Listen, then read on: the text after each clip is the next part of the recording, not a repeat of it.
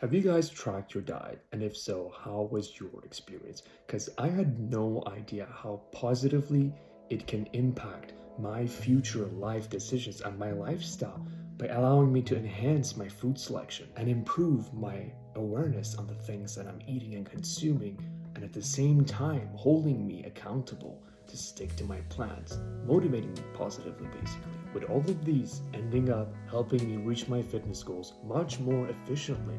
Interestingly, there is scientific evidence supporting the claim that self-monitoring your diet through ways such as diet tracking applications can result in successful weight reduction. Now, the app that I used during the 4 or 5 months that I tracked my diet was MyFitnessPal, and it's totally free. I'm not affiliated with them either. And the benefit of this app is that not only it tracks your diet, it provides a very good visual representation on bar graphs and pie charts. And one of the things that I learned when I was tracking my diet was how my sodium intake was high on a weekly basis. And after looking at the numbers, I was like, holy, I made some small changes. For instance, I used to use a lot of ketchup, and I still do, but I ended up buying low sodium Heinz ketchup instead of buying the high sodium. But all these small modifying behaviors can lead to dramatic results eventually. Of course, sugar levels were high all the time, and right now I have a 7.9% body fat. Never felt more energetic. I'm maintaining a body weight of 165-ish pounds, fluctuating slightly, but I've drastically reduced my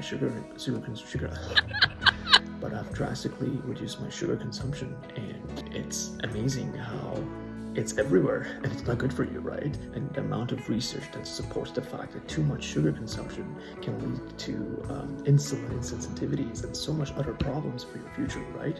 So yeah, knowing this, I actually had an idea of how much sugar is in a can of Coke. So I was like, oh, okay, 40 grams, that's too much. I'm not gonna have that. And it's not like you are going to deprive yourself of the good things around you, right? I still had cheat meals. I still had a diet that was still satisfactory, in my opinion. This is why it's good to have an individualized based diet. So my diet might be different than yours, right? I might like a specific kind of food a lot more than someone else.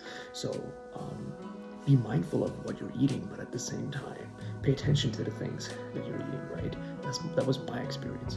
Another thing was basically how my fiber intake was slightly low, but also we shouldn't get bogged down on, 0.5 grams of protein that we missed, right? I feel like we got to look at it from a standpoint of a weekly basis. And if there's a huge discrepancy between your goal and what you achieve during that week, then you should make changes according to it.